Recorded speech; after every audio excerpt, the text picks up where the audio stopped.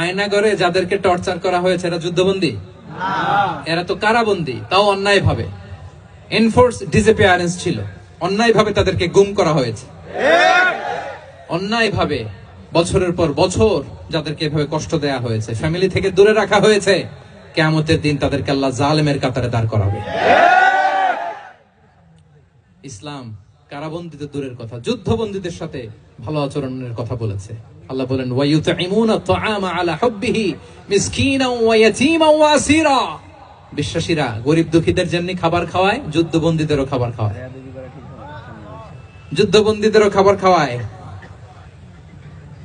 এবং বিষ্ণু বলেছেন ইস্তাউসু বিল উসারা খায়রা, যুদ্ধবন্দীদের সাথে তোমরা ভালো আচরণ করো।